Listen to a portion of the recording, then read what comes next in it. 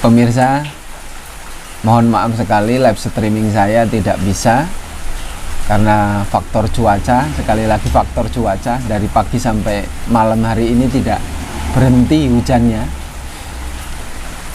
Tapi saya mencoba untuk lebih dekat dengan pemirsa dimanapun berada. Kenalkan nama saya, nama panggilan yang pertama itu dari kecil nama panggilan itu Aan. Nama lengkapnya saya itu Saiful Anwar. Kemudian saya tinggal di Desa Bumi Jaya, Kecamatan Anak Tuha, Kabupaten Lampung Tengah.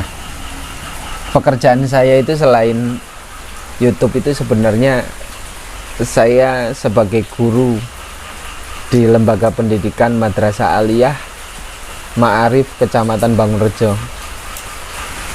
Terus dari banyak hal saya merangkum di kolom komentar maupun yang masuk di WhatsApp saya. Ini banyak pertanyaan sebenarnya pemirsa. Dan malam hari ini sebenarnya saya menunggu teman saya karena saya punya janjian untuk bisa diskusi bersama, tapi karena berhubung hujan sekali lagi teman saya tidak datang. Ada beberapa pertanyaan yang saya rangkum. Yang pertama ini, apakah saya punya kandang atau tidak? Kalau dulu ya, kalau sekarang saya tidak. Terus pengalaman saya ternak kambing ini menjadi modal sebenarnya bagi saya untuk masuk ke kandang-kandang bertanya, terus kemudian masuk ke peternak-peternak, penjual-penjual. Ini juga bertanya banyak hal, sehingga yang terjadi saya ini menanyakan banyak hal itu seperti orang investigasi saja. Tapi kalau tidak berinvestigasi, kalau tidak saya banyak mencecar banyak pertanyaan, saya tidak dapat apa yang saya inginkan, ingin saya sampaikan kepada pemirsa yang menyimak Hewan N2 TV. Ini alasan saya. Kalau intinya saya harus mencecar banyak pertanyaan, apa yang pernah saya alami harus saya tanyakan. Dan jelas ini juga menyangkut berkaitan dengan peternak dimanapun berada. Baik itu penyakit, baik itu harga beli atau harga jual, berkaitan dengan ditipu, berkaitan dengan masalah penyakit, berkaitan dengan masalah kandang dan lain sebagainya. Ini menjadi kesempatan bagi saya menyambungkan aspirasi agar supaya peternak di luar ini tidak mengalami apa yang saya alami. Jangan sampai gagal, jangan sampai tidak belajar keilmuan tentang kambing, jangan sampai peternak kambing itu dirugikan oleh pedagang. Ini yang saya inginkan, sehingga pertanyaan selalu saya cecar. Tetapi selain itu, saya juga ingin memberikan informasi berkaitan dengan obat-obatan, perawatan kambing. Karena saya memiliki banyak teman berkaitan yang ahli hewan, khususnya yang sarjana peternakan, terus kemudian yang memang bertahun-tahun bergelut di peternakan, sehingga ini saya rangkum semua agar supaya peternak pemirsa semuanya ini bisa mengantisipasi sejak awal. Karena menurut saya itu ternak kambing itu lebih sulit ketimbang ternak yang lain. Kambing ini memiliki banyak rawan tentang penyakit. Kalau salah perawatan atau salah makan, kambing juga bisa bermasalah. Berkaitan dengan kandang juga harus sesuai dengan ukuran. Kalau untuk breeding ya bagusnya lebar itu 120, ke belakang itu 125. Ini untuk yang kambing yang sedang. Tapi untuk kambing yang kelas jumbo ya kalau bisa 125, ke belakang 150. Itu kalau yang ukuran jumbo, size-nya besar. Terus kemudian ada pertanyaan lagi, apa saja yang saya alami selama saya berternak kambing? Kalau berkaitan dengan penyakit, ya saya ngalami, kambing saya itu ngalami susu bengkak atau mastitis lah. Kalau cistitis saya belum pernah, kambing saya belum pernah. Cistitis itu berbeda dengan mastitis. Kalau mastitis itu cenderung lebih dekat dengan indukan yang pasca melahirkan. Itu biasanya susu bisa bengkak. Terus kemudian peternak kambing itu untung atau rugi? Ini pertanyaan sering muncul. Kalau menurut saya secara dasar pengalaman ya untung, bukan rugi. Kalau peternak ini memiliki dan memahami keilmuan ternak kambing, baik itu pembuatan kandang atau kandang lebar panjang lebarnya, terus kemudian pemberian makanannya, terus mengetahui obat-obatan, baik obat-obatan yang sifatnya alamiah maupun sifatnya ini yang sudah bentuk kemasan yang dikeluarkan oleh pabrik-pabrik. Ini peternak mudah-mudahan bisa belajar tentang ini. Kalau berkaitan obat masuk angin, obat godek, obat kembung, obat mastitis, terus kemudian obat yang sering teralami kambing tahu-tahu kejang, itu kan sebenarnya saya sudah menyampaikan di beberapa tayangan sebelumnya. Lihat aja di playlist di ilmu peternakan, itu adalah judul 13 obat dan dosisnya. Terus kemudian ini berkaitan, saya sering masuk ke peternak-peternak lokal. Ini tujuannya apa? Saya juga ingin menggali pengalaman, menggali motivasi, menggali keluh kesahnya peternak, menggali keberuntungan, agar supaya peternak yang menyimak Hewan N2 TV ini juga ya bisa mengambil hikmah, bisa mengambil pelajaran, dan juga bisa mengantisipasi apabila ada hal-hal yang memang cenderung membawa kita itu rugi dalam beternak.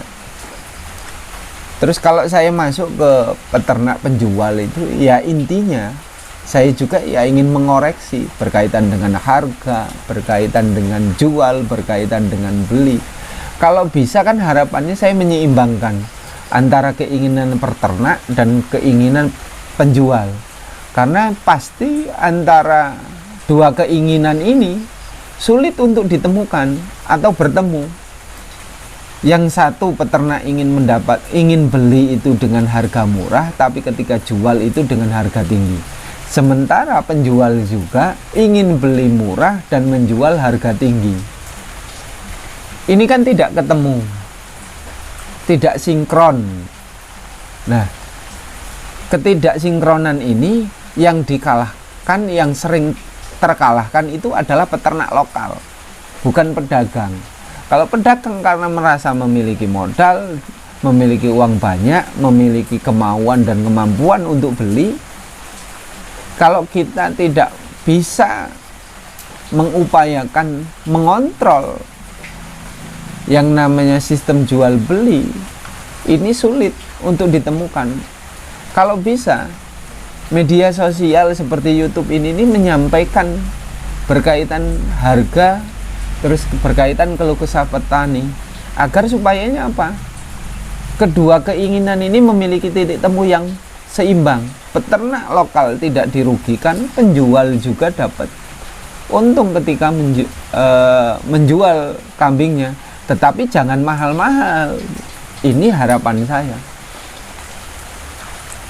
Karena yang peternak itu kan ya keluh kesahnya itu sudah ternak lama-lama, jualnya harganya murah, sementara penjual hanya beli saja dapat keuntungannya banyak. Ini kan harus memiliki titik temu yang penting lah. Nah, sejauh yang saya masuki itu, kenapa saya mencecar? Ya ini demi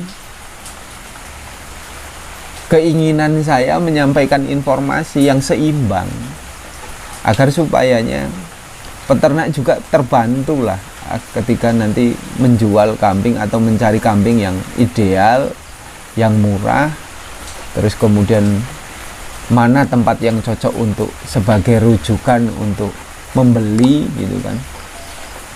Karena memang sulit menemukan peternak yang mau berbicara, baik itu kegagalan maupun ya terkadang kan walaupun sukses juga kan kalau diwawancarai tetap malu lah, tetap tidak terbiasa, apalagi gagal. Gagal ini kan merupakan aib ketika untuk diceritakan. Tetapi hasanah ini saya ingin ungkapkan semua agar peternak yang menyimak channel Hewan N2 TV ini bisa beruntung, sukses gitu. Ini kan harapan saya. Minimal sedikit membantu dan bermanfaat gitu aja. Kalau alasan komersil bagi saya itu alasan yang sangat kecil lah. Walaupun uang itu sangat dibutuhkan, tapi uang juga bukan menjadi faktor utama menjadi kebutuhan hidup di dunia. Faktor utama itu ya sehat, bahagia, terus kemudian selamat, terus terlindungi gitu dari segala macam bahaya gitu. Hidup enak, nyaman gitu kan. Artinya ini kan semua kebutuhan manusia secara normal. Kalau uang itu dia bilang utama, menurut saya tidak. Walaupun kebutuhan, tapi bukan juga kebutuhan utama. Tetapi salah satu kebutuhan hidup manusia, iya.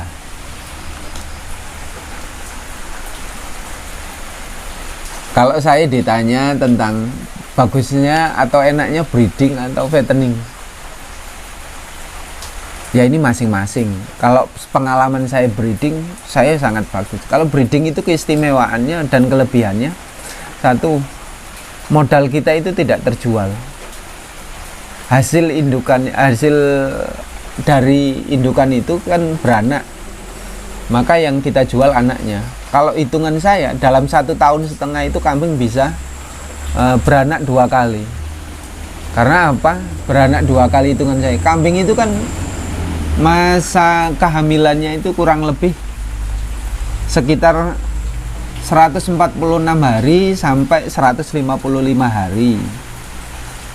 Terus kemudian kalau sudah waktunya segitu kan dia pasti memiliki waktu kelahiran. Terus kemudian masa berahi itu kan ya 21 hari lah sampai 42 hari. Tetapi kan kalau indukan masih menyusui, kalau saya kan menyarankan jangan langsung dikawinkan. Nunggu sampai 3 sampai 4 melewati masa berahinya atau masa kawinnya, agar supaya apa, kita memberikan kesempatan kepada anaknya untuk tumbuh baik. Karena kita peternak itu kan pinginnya sukses, bukan hanya sukses banyak ternak, banyak kambing gitu, tapi sukses dalam merawat kambing sehingga bisa menjadi penghasilan yang baik. Terus ada juga yang bertanya berkaitan dengan keilmuan. Apakah keilmuan yang selama ini saya sampaikan itu ngarang atau tidak? Kalau dibilang ngarang ya saya tidak. Tapi kalau berdasarkan keilmuan pasti ya saya ngomong tidak juga. Karena saya ini mendapatkan keilmuan ini berdasarkan diskusi dengan teman-teman. Baik itu yang ahli peternakan maupun yang sudah lama berpengalaman berpuluh-puluh tahun merawat kambing. Sehingga saya rangkum menjadi satu, menjadi keilmuan yang bisa saya sampaikan. Ini berkaitan dengan keilmuan pengobatan kambing. Nah, ini berkaitan dengan obat mastitis. Ini penting juga, ini susu bengkak. Obat mastitis itu kan sulit penanganannya. Kambing yang bengkak, susunya keras itu kan sulit penanganannya. Belum tentu disuntik itu dengan obat yang dikeluarkan dari perusahaan itu bisa mampu. Rata-rata itu kan kambing tidak tertolong, mati atau susunya rusak. Tetapi saya sarankan untuk peternak, biar ini bisa menjadi informasi yang penting, secara pengalaman saja, obat tradisional untuk mastitis itu bisa menggunakan daun kelor, bisa menggunakan daun serai, terus kemudian bisa menggunakan sambiloto atau yang lain lah. Tapi 3 hal ini aja lah: daun kelor, daun serai, sambiloto. Pilih salah satu. Caranya ini direbus, daunnya direbus, terus kemudian kalau sudah dingin gitu kan, udah hangat, kalau mau direndamkan itu ke masukkan ke wadah, terus kemudian putingnya itu direndam dengan air itu, tapi jangan panas-panas, lebih baik hangat lah. Ini agar supaya apa? Ini kan sebagai antiseptik, terus kemudian bisa membunuh bakteri yang menyebabkan susu itu bengkak. Ini direndam, ditaruh di wadah yang bisa masuk ke puting gitu kan, agar supaya harapannya air tersebut meresap ke dalam kantong indukan lewat lubang puting tersebut. Bisa juga disuntikkan, tetapi jangan disuntik menggunakan jarum.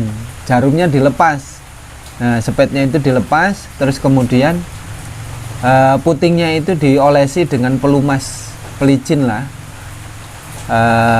agar supayanya kalau ketika disuntik dimasukkan ke dalam puting itu, ini dengan harapan air tersebut, air rebusan daun tersebut itu masuk dan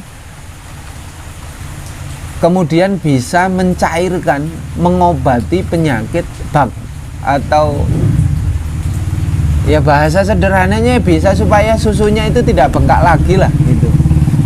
Ini kan caranya cuman bisa dimasukkan lewat lubang air puting tersebut, airnya disuntik gitu, tapi jangan pakai jarum gitu. Ini mudah-mudahan bisa membantu yang berkaitan sering mengalami atau pernah mengalami atau sedang atau menyaksikan kambing susunya bengkak. Kalau berkaitan obat-obatan silahkan lihat di playlist lah, ilmu peternakan itu ada lengkap saya sampaikan 13 obat dan aturannya itu berkaitan dengan dosis per cc baik kecil maupun besar, saya sampaikan itu. Terus ada pertanyaan dari teman di grup Facebook itu, bagaimana sih cara mempelajari kambing biar mau makan ampas kedelai atau ampas tahu itu. Kalau kambing yang tidak terbiasa makan ampas tersebut ya memang tidak mau. Biasanya butuh 3-4 hari baru mau. Kalau cara yang lebih cepat itu gunakan pisang yang sudah matang. Pisang itu dipotong-potong kecil-kecil, terus kemudian ampas delainya itu dicampurkan dengan pisang tersebut. Nanti kan kambing itu kemudian sebenarnya milih pisangnya, tapi karena ampas tersebut nempel di pisang, jadinya kambing itu juga ikut merasakan ampas delay, sehingga dalam 1, 2, 3, 4 hari itu kambing sudah terbiasa dan mau. Atau bisa menggunakan daun yang segar yang disukai kambing tersebut, itu bisa saja. Tapi rata-rata artinya kalau pola makannya berubah dari rumput ke silase atau ke fermentasi atau makanan yang sifatnya itu limbah makanan pabrik yang bisa digunakan untuk ternak, ya rata-rata harus dipelajari.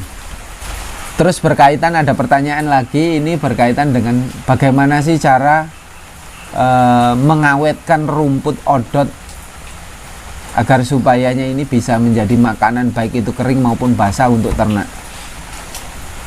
Yang pertama itu kalau rumput gajah itu pernah saya alami, saya lakukan itu, kalau rumput gajah itu nanamnya miring seperti tebu, karena kita itu butuh tunas yang banyak, jadinya ditanam miring. Terus kemudian sebelumnya ditempatkan di tanah itu, kita beri gundukan kayak gini, baru kita tancapkan di situ. Kalau rumput odot ya sama, diberikan gundukan yang tinggi, terus kemudian ditancapkan aja, ditanam. Yang penting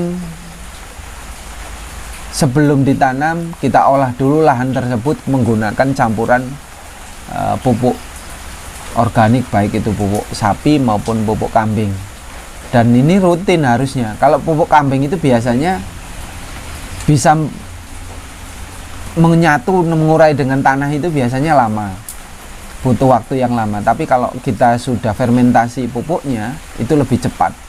Gunakan E4 lah sebagai penghancur kohe tersebut, mudah-mudahan lebih cepat. Kalau bisa tanah itu selalu dipupuk dengan pupuk kandang saja, jangan sering dengan pupuk kimia. Walaupun pupuk kimia itu lebih mempercepat pertumbuhan, hijaunya, segarnya itu bagus. Tetapi sekali lagi ya jangan sering-sering, jangan banyak-banyak. Kalau terlalu banyak ya tanaman odotnya bisa mati. Kalau terlalu sering juga tidak baik untuk ternak kita, karena kimianya terlalu tinggi dan bisa mempengaruhi kambing. Karena rumen kambing ini tidak cocok, belum kemasukan bahan kimia seperti pupuk, itu bisa menyebabkan kembung atau mencret gitu kan. Ini bisa saja terjadi. Tapi kalau mau mengawetkan itu ya gunakan plastik atau drum. Plastik putih yang biasa saya tayangkan itu ya namanya plastik inner. Itu belinya ya di toko pertanian bisa, terus toko peternakan makanan ternak itu juga ada, mudah-mudahan dimanapun tempat pemirsa nyari. Kemarin saya cari-cari itu ada yang harganya 1 meter 12.000, ada yang 14.000, tergantung ketebalan.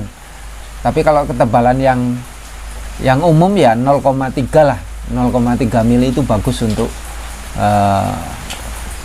menampung pakan ternak kambing, baik itu daun singkong maupun odot atau yang lainnya, atau onggok atau ampas singkong atau ampas tahu. Kalau pakai drum ya jelas ini kan, kalau pakai drum harganya jelas selisihnya jauh lebih mahal ketimbang plastik.